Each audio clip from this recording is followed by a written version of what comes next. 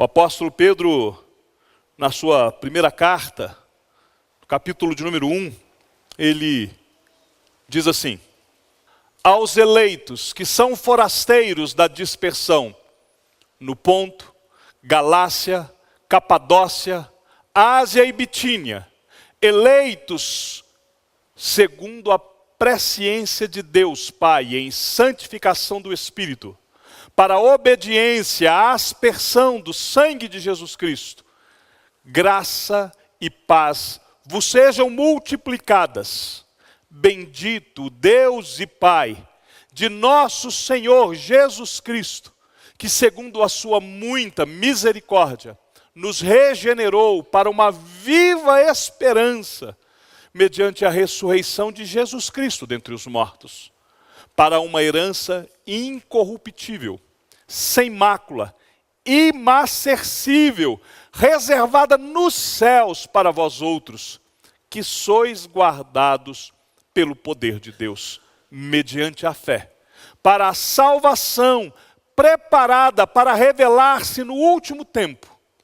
Nisto exultais, embora no presente, por breve tempo, se necessário, sejais contristados por várias provações, para que, uma vez confirmado o valor da vossa fé, muito mais preciosa do que ouro perecível, mesmo apurado por fogo, redunde em louvor, glória e honra na revelação de Jesus Cristo, a quem, não havendo visto, amais, no qual, não vendo agora, mas crendo, exultais com alegria indizível e cheia de glória, obtendo o fim da vossa fé, a salvação da vossa alma.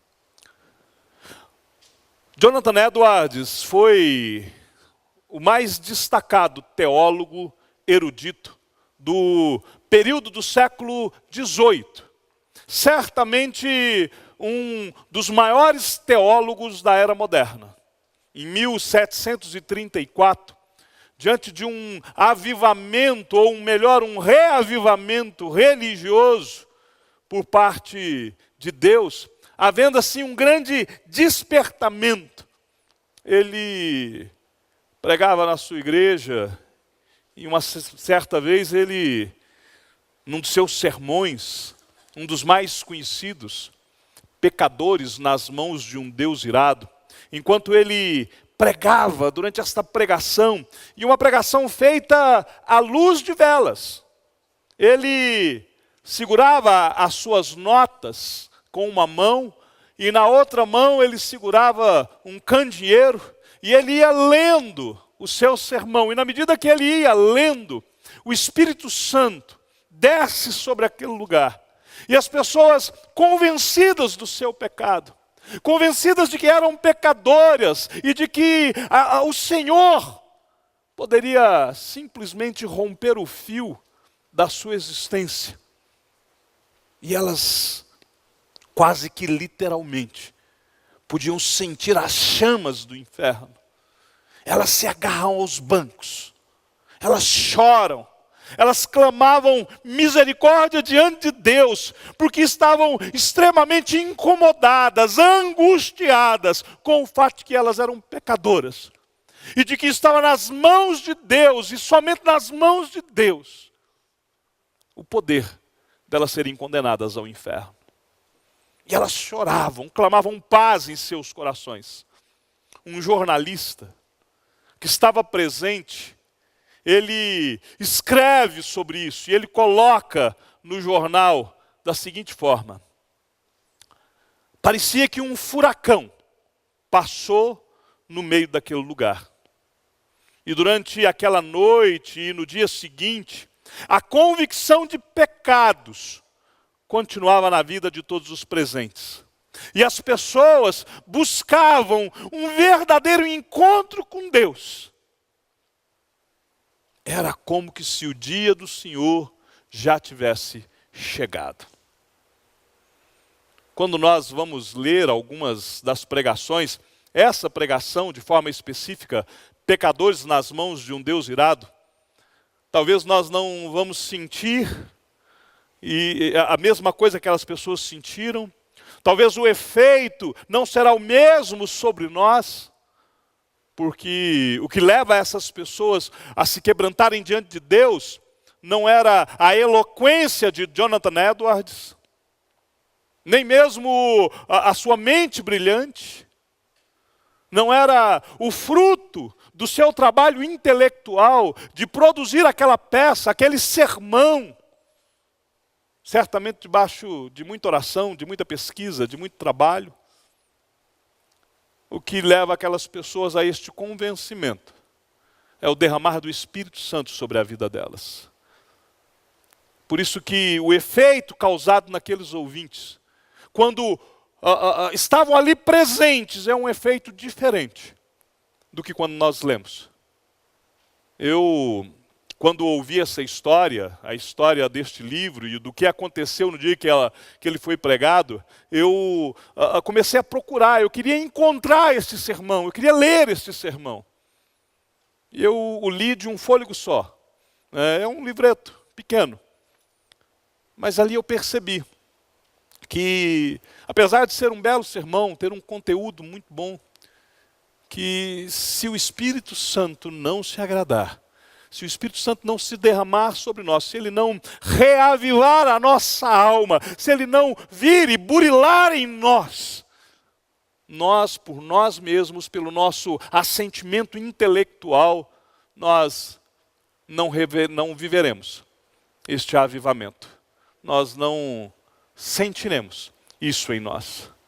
E é por isso que, quando nós falamos de avivamento espiritual, que é um desafio que precisa ser vencido, nós entendemos que avivamento é de Deus, é da parte de Deus, é o Espírito Santo quem promove. Não é possível ao homem, não é possível a pastor algum, por mais intelectual que ele seja, ou por mais espiritual que ele seja, promover o avivamento da igreja. O avivamento da igreja é promovido através do Espírito Santo. Mas nós podemos, enquanto indivíduos, buscar um avivamento pessoal, buscar um renovo espiritual para as nossas vidas. E na medida que nós somos transformados, nós podemos então começar a contaminar outros. E a ter uma busca mais intensa. E quando duas pessoas estão concordemente buscando ao Senhor, diz a palavra de Deus que ali o Senhor está presente. E essas duas pessoas podem de repente alcançar mais duas, já serão 4. E daí a pouco 8, 16, 32, 64, 128, 256. E poderemos isso aqui ir multiplicando de 2 em 2. E de repente nós seremos uma igreja que está imbuída de buscar a face de Deus, de se relacionar com o Senhor. O próprio Jonathan Edwards, ele, numa série de seus sermões, que ele fala a respeito do texto que nós lemos, primeira carta de Pedro, capítulo 1, no verso de número 8, ele diz o seguinte: o cristianismo,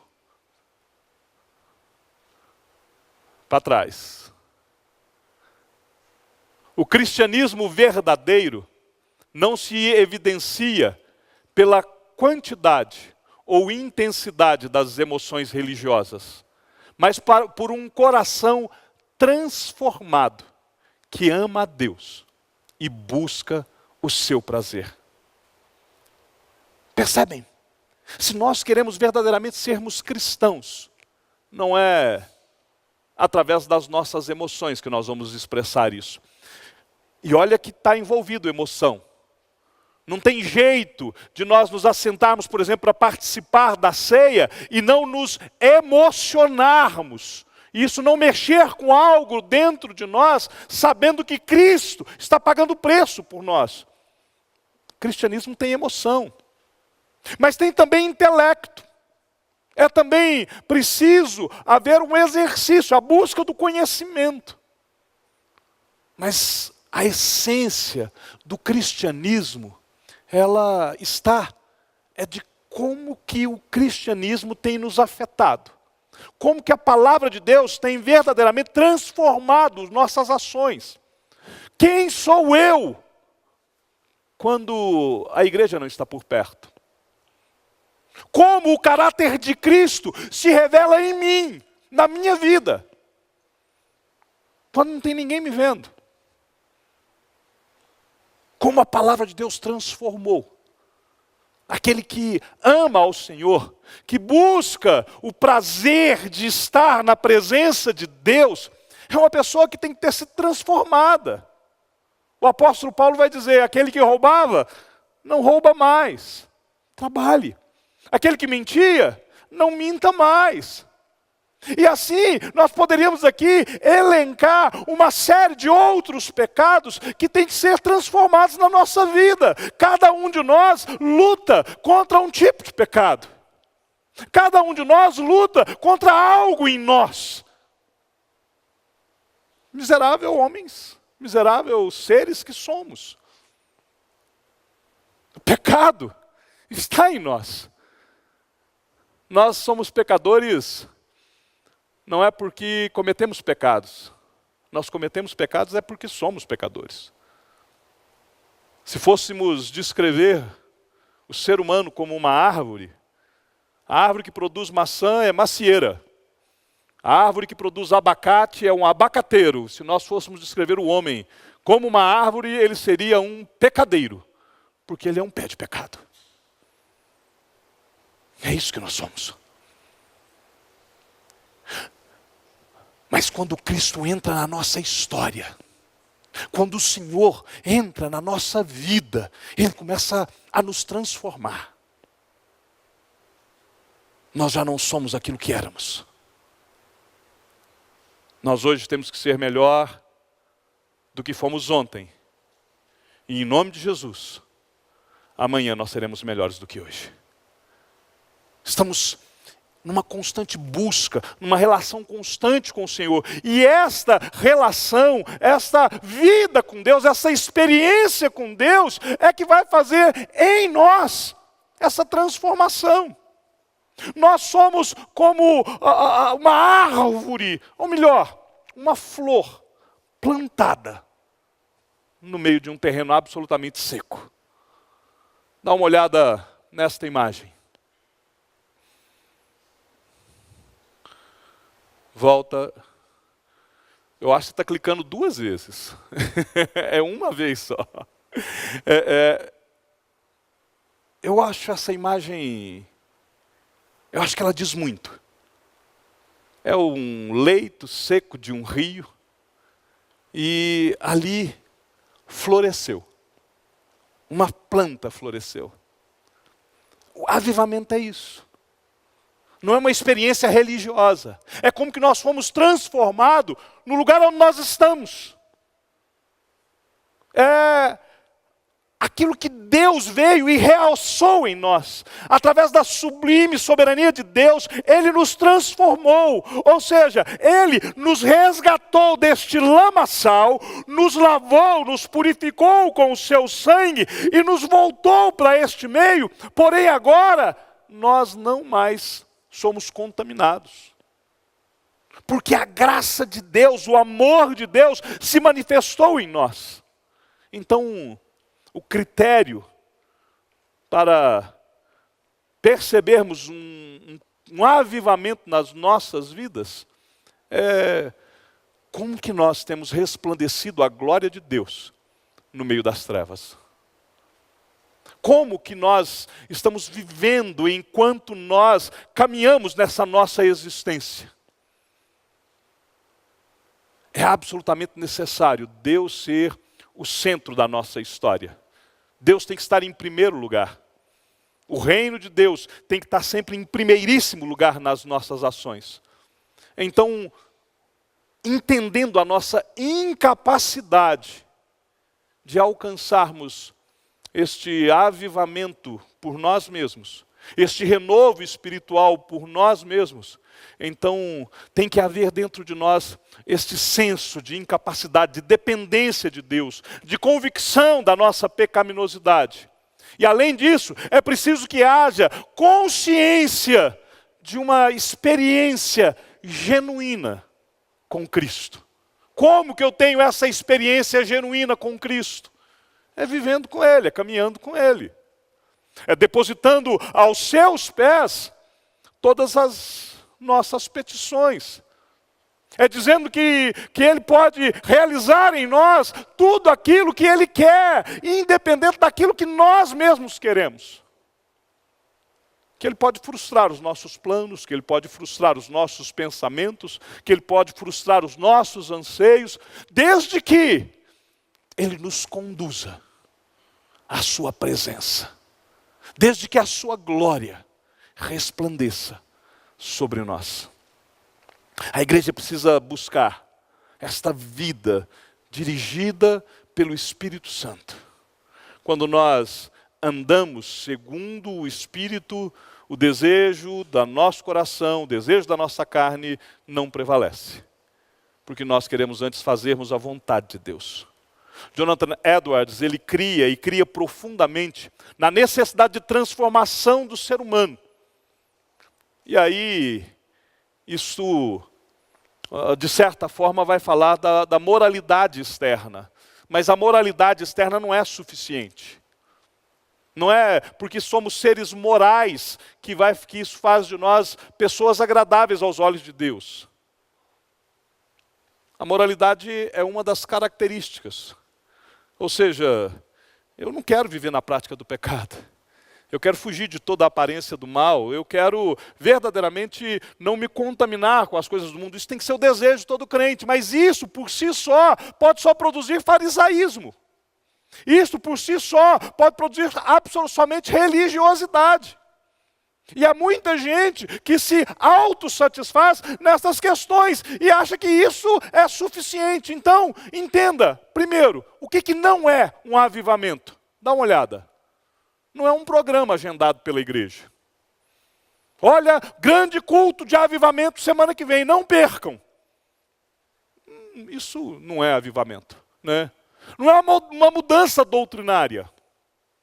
Agora nós vamos mudar aqui um pouco a doutrina. Nós vamos fazer assim, vamos fazer aquilo outro, nós vamos crer mais nisso, menos naquilo. Isso não é avivamento.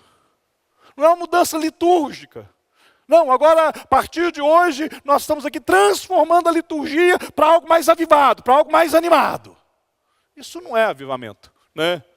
Não é uma ênfase carismática unilateral, ou seja, não, agora nós vamos buscar o Espírito e vamos adorar o Espírito e o Espírito Santo se manifestará.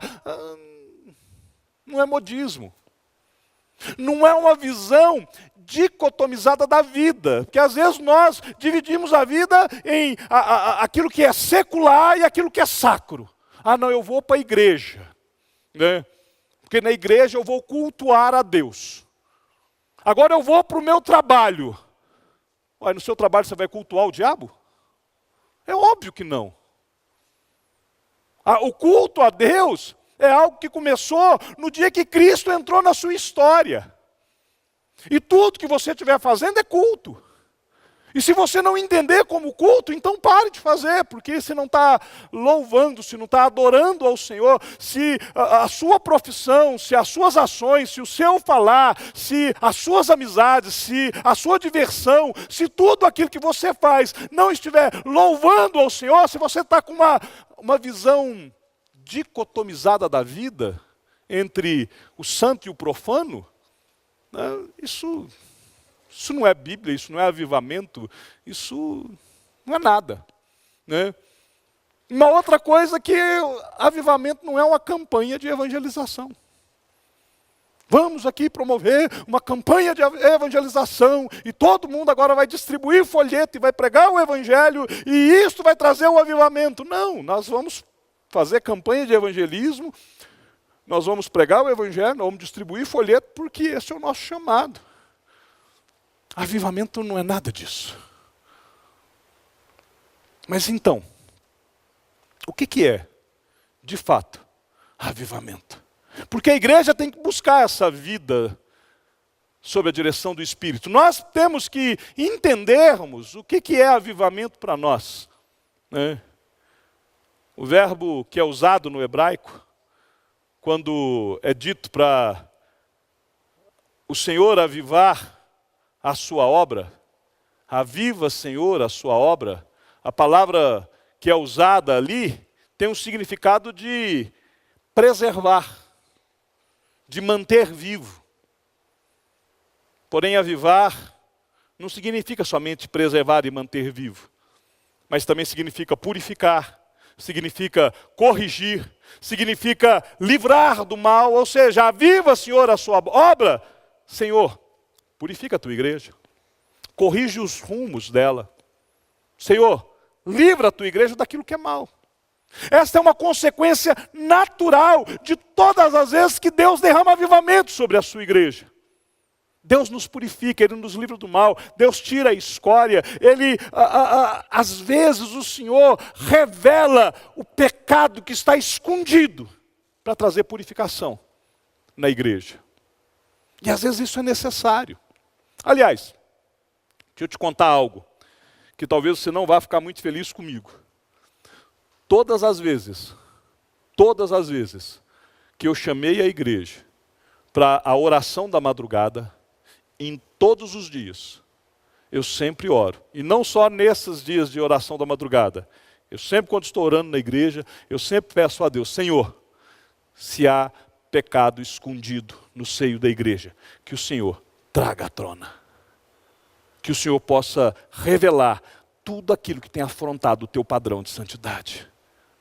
Então, entendendo que avivamento não é isso, e estas 7 características ali foram escritas pelo reverendo Hernandes, o avivamento que nós precisamos é um avivamento que tem uma espiritualidade cultivada na vida pessoal. É este o avivamento que nós precisamos. É cultivar na minha vida, no meu dia a dia, uma espiritualidade sadia. Lembra de 2 Crônicas, capítulo 7, verso 14? Se o meu povo, que se chama pelo meu nome, se humilhar e orar e me buscar e se converter dos seus maus caminhos, então eu ouvirei dos céus, perdoarei os seus pecados e sararei a sua terra. Nós, quando buscamos ao Senhor, essa espiritualidade cultivada, nós temos então que, primeiro, termos essa convicção de pecado. Eu coloquei ali alguns textos bíblicos. O meu controle hoje não está legal. Eu coloquei ali alguns textos bíblicos que vão, quem gosta de anotar, durante a semana, eu não vou fazer referência a cada um deles, mas para que você possa, se você quer buscar isso, se você quer cultivar na sua vida pessoal essa convicção de pecados, e tendo convencido do seu pecado, você então confessar o seu pecado, e tendo confessado o seu pecado, você se entregar ao Senhor, são textos bíblicos que nos orientam, né? É a palavra de Deus nos orientando, nos moldando, nos burilando a convicção de pecados. Todos os grandes avivamentos da história começam quando a igreja reflete sobre santificação. Ela confessa o seu pecado. Pessoas foram levadas a ver que estavam em pecado. Quando o Jonathan Edwards está pregando e as pessoas se convencem do seu pecado, elas se agarram até nos bancos, elas choram, elas passam a ter medo da condenação do inferno. Hoje, parece que os crentes se esqueceram que existe um inferno. Já não vivem mais sob essa perspectiva, sob esta ótica, de que há um inferno. E de que nossas almas se encontram nas mãos do Deus Todo-Poderoso. Há tempos atrás, pregando aqui e falando sobre inferno, sobre condenação ao inferno, cheguei em casa e a Esther estava chorando, na hora de dormir. E ela virou e falou: pai, mas e se eu for para o inferno? Eu tenho medo de ir para o inferno. E eu virei e falei: filha, é muito bom ter medo de ir para o inferno. Porque enquanto nós mantemos isso na nossa mente, o medo de ir para o inferno, nós fugimos da aparência do mal. Não é para você duvidar da sua salvação, mas para você entender que a sua salvação, ela é garantida por Deus, mas que se você não tiver vida de santidade, talvez você nunca foi um salvo. Que diremos, pois? Permaneceremos no pecado para que a graça seja abundante? De modo nenhum. Como viveremos no pecado? Nós que para o pecado morremos. Você tem que ter essa convicção, que se você não vigiar, você se entrega ao pecado. E se você estiver tendo essa vida entregue ao pecado, você não está vivendo debaixo da graça de Deus. A certeza de salvação, ela nos é dada pelas Escrituras, mas a certeza de salvação nos é afirmada quando nós temos o prazer no Senhor. E aí, nós passamos a confessar os nossos pecados. O cristão tem que ter confissão de pecados. É se dobrar diante de Deus. É abrir o seu coração. É ter a consciência de que há áreas da nossa vida que nós fraquejamos. E é por isso então que a Bíblia diz que nós temos que fugir da aparência do mal. O que é a aparência do mal? É aquilo que me atrai. É aquilo que me seduz. Cada um sabe aonde que o calo aperta. Talvez aquilo que é a aparência do mal para mim, você leva de boa. Você fala, não, isso aqui para mim não me afeta. Mas talvez aquilo que eu não tenho dificuldade para vencer, talvez para você seja um problema. E aí cada um tem que olhar. Para alguns é a sexualidade. Há homens e mulheres também, que precisam se dominar, que têm que se conter, porque são atraídos. E têm uma facilidade de serem atraídos pelo sexo oposto, e querem se envolver, e começam a flertar. Se esse é o seu problema, se o seu problema está voltado na sua sexualidade, então, meu querido, fuja da aparência do mal. Carrega o teu esposo, a tua esposa para onde você for. Né? Todos os dias dá um trato na aliança. Né? Aumenta o tamanho dela. Né? Manda fazer uma plaquinha, coloca aqui, sou casado e sou fiel. Faça alguma coisa, mas foge da aparência do mal. Pode ser também na sexualidade, e isso nos nossos dias tem sido até muito questionado, porque tem pessoas que sentem atração não pelo sexo oposto, mas pelo pessoas do mesmo sexo. Você tem que lutar contra isso também. Né? O homossexualismo é algo que você tem que dominar em você. Mas eu sinto atração, não sinta, busque outra. Né? Se autossatisfaça de outra forma, se autossatisfaça no Senhor. Negue a você mesmo. Tome a sua cruz. Se o seu problema é com a mentira, você vai fazer a mesma coisa. Se o seu problema é com a honestidade, você vai fazer a mesma coisa. Seja qual for o teu pecado, seja qual for a tua fraqueza, independente dela, você tem que ter convicção de pecado. E de que o pecado é uma afronta ao Senhor. E que sempre quando você sucumbe ao pecado, você erra o alvo. E quando você cometer pecado, confesse ao Senhor. É importante que você faça isso, peça perdão, abandone os seus pecados. Entenda, o alcance da morte de Jesus é suficiente para todos os nossos pecados. Todos. Jesus tem poder para perdoar todos os nossos pecados. Se entregue, se consagre. Depois da confissão vem a entrega, e é uma entrega incondicional. E quando nós demos todos estes passos, nós chegamos a um ponto em que o Espírito Santo assume o controle da nossa vida. Porque nós somos templo do Espírito Santo. E quando nós nos entregamos ao Senhor, Ele passa a dirigir a nossa vida, de acordo com o seu querer. se nós seguirmos este processo, se nós caminharmos de acordo com este processo, nós vamos experimentar um verdadeiro avivamento espiritual em nossa vida.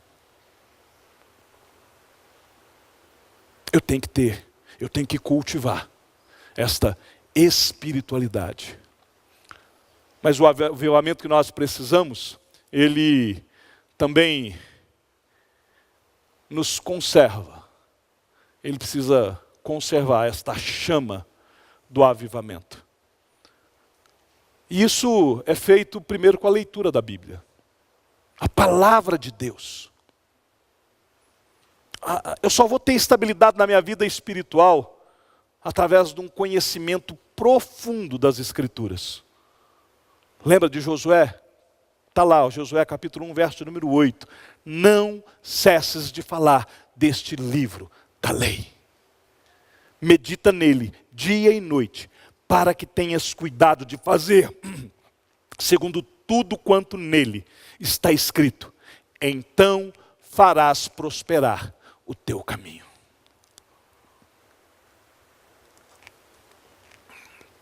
Para que eu possa conservar essa chama do avivamento, o combustível é a palavra de Deus. Mas além da palavra de Deus, eu tenho que ter uma vida de oração. Entenda que a oração, ela não melhora a sua vida. A oração, ela resolve a sua vida. Nós não oramos para melhorar. Nós oramos porque sabemos que na oração o Senhor alinha a nossa vontade com a dele. Os cristãos primitivos estavam sempre cheios do Espírito Santo, renovados. Por quê? Porque viviam em oração. Estavam constantemente na presença de Deus, buscando a face de Deus. Em Atos, capítulo número 4, versículo de número 31, diz assim, ó: tendo eles orado, tremeu o lugar onde estavam reunidos. Todos ficaram cheios do Espírito Santo e com intrepidez anunciavam a palavra de Deus. Quando a igreja está em oração, o Senhor fez com que as coisas acontecessem. Porque a igreja orava segundo a vontade de Deus. O lugar chega a tremer. Os alicerces chegam a balançar. As pessoas recebem este derramar do Espírito, e derramando o Espírito sobre elas, elas cumprem aquilo que o Espírito Santo já foi designado para elas, para que elas sejam testemunhas. Para que eu conserve a chama do avivamento, eu preciso do conhecimento da palavra. Mas eu preciso regar isso com oração. Para que o Senhor venha incendiar a nossa vida. Para que o Senhor possa fazer com que este rio de água viva prometido por Cristo possa fluir de nós, através de nós. E aí, lendo a Bíblia, orando, nós passamos a ter uma vida de humildade. Porque nós reconhecemos que não depende de nós. É a ação soberana de Deus. O orgulho tem levado muita gente ao fracasso. O orgulho espiritual tem levado muitas igrejas ao esfriamento. O orgulho teológico, o orgulho do conhecimento, o orgulho tem feito um mal terrível. A vida abundante, cheia do Espírito Santo, não é para quem acha que é melhor do que o outro. Não, porque a teologia da nossa igreja, ela é a melhor teologia. Eu quero te dizer que teologia não salva ninguém. Não aviva ninguém. Não transforma ninguém. Não, porque o pastor da nossa igreja, ele é o doutor, sei lá das quantas. Eu quero te dizer que isso também não resolve absolutamente nada. Deus, quando chama os apóstolos, Ele chama homens de pouco conhecimento, de pouca cultura, mas eram homens que se dedicavam ao Senhor, que buscaram o conhecimento de Deus, que passaram a ter vida de oração, que foram cheios do Espírito, e sendo cheios do Espírito, se humilharam na presença do Senhor. E o Senhor mudou a história da humanidade entre antes e depois de Cristo, usando estes homens. Se você der uma olhada no início da igreja primitiva, se você der uma olhada para o início da igreja cristã, você vai ver que a igreja cristã primitiva era constituída muitas vezes de escravos, de pessoas sem leitura, mas que viveram um tempo da presença de Deus que nós jamais chegamos perto. Porque às vezes nós estamos orgulhosos demais. O enchimento do Espírito, esse renovo espiritual para as nossas vidas, tem de nos levar a trabalhar em favor do reino, em favor da edificação da igreja. Foi por isso que a promessa, mas recebereis poder ao descer sobre vós o Espírito Santo e sereis minhas testemunhas. Pastor, como é que eu sei se eu tenho ou não tenho o Espírito Santo? É fácil. Quanto que você tem se importado com a pregação do Evangelho? Para quem você pregou o Evangelho nesta última semana? Nos últimos 15 dias, quantas pessoas ouviram de você a respeito da salvação em Cristo Jesus? É isso que vai... Nós conhecemos a árvore pelo fruto. Nós conhecemos o cristão cheio do Espírito é pelo fruto do Espírito na vida dele. E aí, leitura da Bíblia, oração, vida de humildade, aí sim, nós somos levados a uma vida de santidade, uma vida de santificação. O apóstolo Paulo recomenda aos crentes que nós não deveríamos entristecer o Espírito Santo, porque nós fomos selados nele para o dia da redenção. Quando Davi pecou, ele se arrependeu do seu pecado. Na oração de Davi, nós percebemos o temor. Lá no Salmo 51, ele pede ao Senhor que não retire dele o Espírito. Porque Davi sabia que se Deus retirasse o Espírito dele, ele estava condenado ao inferno. Sua alma desceria ao inferno. Se por um lado é bom nós temos a certeza da salvação, por outro lado, nós precisamos ter a certeza de que Deus pode condenar a nossa alma ao inferno. Tem muita gente que está fiado única e exclusivamente nessa certeza de salvação, e isto é fé na fé. E a fé na fé não resolve coisa alguma. A sua fé tem de estar baseada e centrada, única e exclusivamente, no sacrifício de Jesus Cristo na cruz, que foi por causa do teu pecado. E quando você tem esta fé firme, certeira, esta fé verdadeira, você não quer viver na prática do pecado, porque você sabe que foi o teu pecado que colocou Jesus na cruz. E tendo essa certeza, você quer viver em santidade. É por isso que se nós quisermos este avivamento espiritual, e eu quero este avivamento espiritual para a minha vida, eu não posso entristecer o Espírito. E como que eu entristeço o Espírito? Vivendo na prática do pecado, fazendo aquilo que desagrada a Ele. Eu quero alegrar o Espírito de Deus. E para que Ele atue em mim e através de mim, e para que Ele possa me reavivar, para que Ele possa conservar em mim esta chama do avivamento, eu tenho que buscar a sua face. E aí vem leitura da Bíblia, oração, vida de humildade e santificação. Por isso, meu querido, eu tenho que tomar algumas resoluções para a minha vida. Você precisa tomar algumas decisões, Você quer um avivamento pessoal? Não é para você olhar e falar assim, seria muito bom se fulano tomasse essas resoluções. Não, é você. Esta é uma decisão pessoal. E a primeira decisão é se arrepender de todo o teu pecado. Em Apocalipse capítulo 3, no versículo 19, a palavra de Deus diz que o Senhor disciplina a tantos quanto Ele ama. Você pode ser alvo da disciplina de Deus, então não queira isso. E lá ainda diz assim, ó, sê pois zeloso e arrepende-te.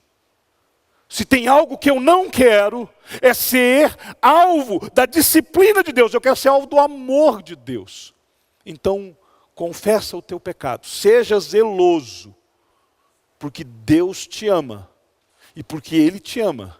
Se você não for zeloso, se você se mantiver na prática do pecado, Ele vai executar juízo sobre você. Isso não é maldição, isso é bênção. Só recebe disciplina de Deus quem é amado por Deus. Se você está vivendo na prática do pecado e o Senhor não tem te disciplinado, então, meu querido, está aí um bom motivo para você chorar aos pés do Senhor. Falar, Senhor, em que momento eu apaguei o espírito da minha vida que já não estou nem mais sentindo a tua disciplina sobre mim? Arrependa do seu pecado. Tome essa resolução. Senhor, eu não vou dormir essa noite. Eu não vou viver o dia de amanhã sem eu passar a limpo a minha vida, sem eu passar a limpo a minha história, sem haver arrependimento de fato na minha vida. Em segundo lugar, você tem que abandonar os seus hábitos questionáveis. Porque há certas coisas que nós fazemos que a gente fica assim, não, porque todo mundo faz, então eu faço também. Abandone todos os teus hábitos e atitudes que são questionáveis. Lembre-se, tudo aquilo que não provém de fé é pecado. Qualquer coisa que você faça, que você não tenha a absoluta certeza de que Deus está com você fazendo aquela ação, abandone. Deixe para trás. Tome a resolução. Eu não vou viver sem remover essas atitudes questionáveis na minha vida. Tudo aquilo que está trazendo escândalo para o meu irmão, eu vou tirar da minha existência. Terceiro lugar, corrija os erros entre você e os outros irmãos. A palavra de Deus nos ensina, ela é muito clara sobre isso. Se você trouxer, diz lá em Mateus, se você trouxer a tua oferta diante do altar, e quando você chegar diante do altar, você se lembrar que tem um problema com o teu irmão, deixa a tua oferta de lado, vai lá, reconcilia com o teu irmão, e depois você vem e traga a sua oferta. Só assim Deus aceita tanto a sua oferta quanto você. Senão Deus não aceita nem você, nem a sua oferta.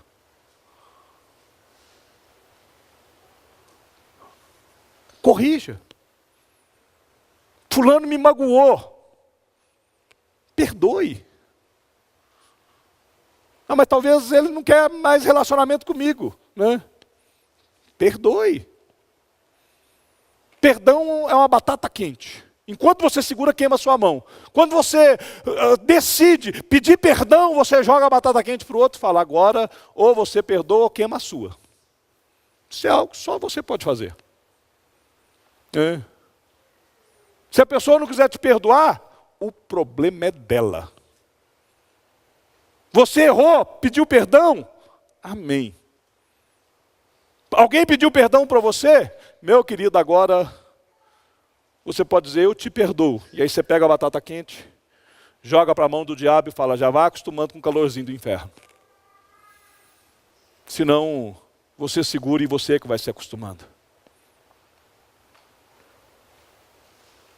Corrija os erros entre você e os seus outros irmãos. Em quarto lugar, você tem que manter uma comunhão constante com Deus, né?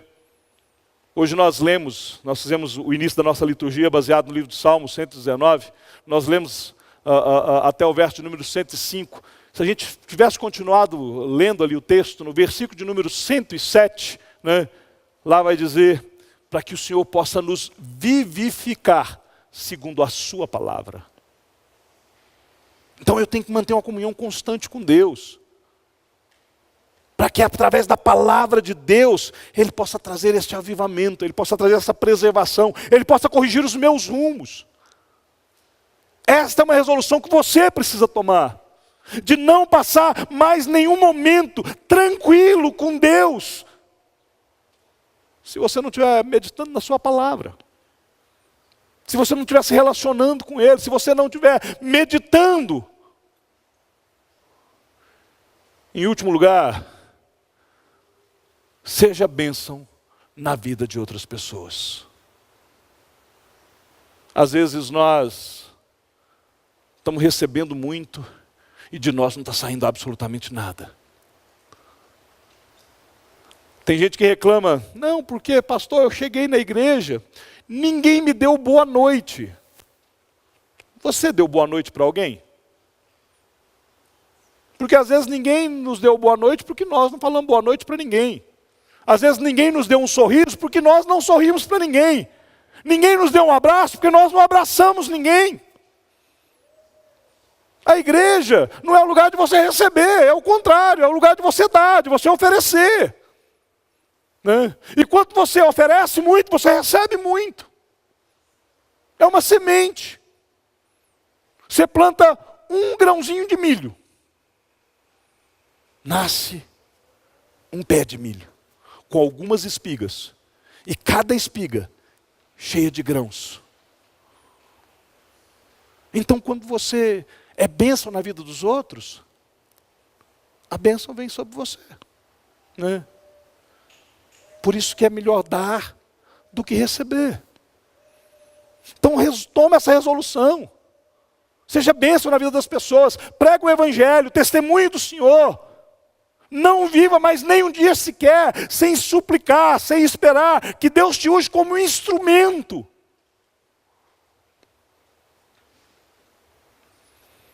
E eu encerro com uma história de George Moody.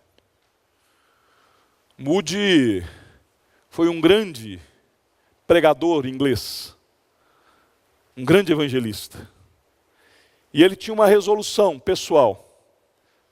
Ele não encerrava os seus dias sem ter pregado de Jesus a pelo menos uma pessoa. Certa vez, o dia estava já se encerrando, o sol estava se pondo e ele, afadigado dos seus trabalhos, e de repente ele se lembra, nossa, eu ainda não preguei o evangelho para ninguém, ainda não abençoei ninguém hoje. E ele sai dali já fazendo uma oração, Senhor, coloque alguém agora no meu caminho, a primeira pessoa que eu abrir a porta que eu ver, eu vou falar de Jesus para ela. E quando ele abre a porta, tem uma menininha, uma criança. E ele chega, e ele era um homem grande, corpulento, e ele vai para o lado daquela menina se assusta e sai correndo. E ele corre atrás. E ela morava ali pela vizinhança, e ela entra dentro de casa, e ele sai e entra dentro de casa correndo atrás dela. Ela entra debaixo da cama, ele vai para debaixo da cama, ele se coloca ali, e deitado ali debaixo daquela cama, ele começa a falar para aquela menina, não tenha medo, porque eu estou aqui para te dizer de que você é amada por Deus. De que um dia Jesus veio ao mundo por sua causa, e ele morreu na cruz para te salvar, para te perdoar. É bom lembrar que a época de Moody não é a nossa. Se você fizer isso hoje, você vai preso. Mas você tem que tomar a resolução de ser bênção na vida de alguém todos os dias. E aí, o avivamento virá sobre você. E se o avivamento do Senhor vier sobre você, meu querido, aí sim, o Senhor pode se agradar de nós. E se Ele se agradar de nós como igreja, Ele pode trazer um avivamento para a nossa igreja.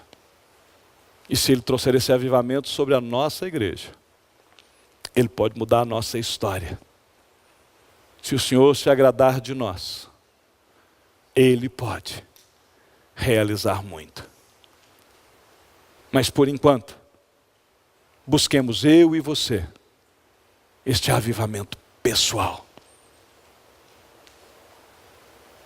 para que a bênção de Deus esteja sobre nós. Pai, em nome de Jesus, nós entramos mais uma vez na sua presença, Pai. E nós queremos, meu Deus, receber do Senhor este avivamento, Pai. Te pedimos, Pai, em nome de Jesus, que o Senhor possa, meu Deus, trazer sobre nós este verdadeiro avivamento de acordo com a tua palavra, Pai. Pai Santo, nós sabemos, Pai, que se não for a sua ação, se não for o seu poder, se não for através, meu Deus, do Senhor, nós, meu Deus, não seremos livres do mal, nós não seremos libertos do pecado, nós, Pai, não progrediremos na nossa vida espiritual. Então tem misericórdia de nós, Pai. Aviva a nossa vida, Pai. Leva-nos, Senhor, a esta convicção de pecados, Pai, de tal maneira que nós possamos fugir da aparência do mal, Pai. E que o Espírito Santo do Senhor, Pai, nos convença de todo pecado que temos cometido, Pai. Para que em nome de Jesus nós possamos confessá-los ao Senhor, Pai. E buscarmos lugar de arrependimento no nosso coração e mudarmos a nossa história. Que nós possamos nos entregar, meu Deus, a uma vida de consagração ao Senhor, Pai. Pai Santo, em nome de Jesus, Pai. Que a chama que um dia o Senhor acendeu em nós, Pai, possa ser reavivada em nós, Pai. E que o Senhor a conserve.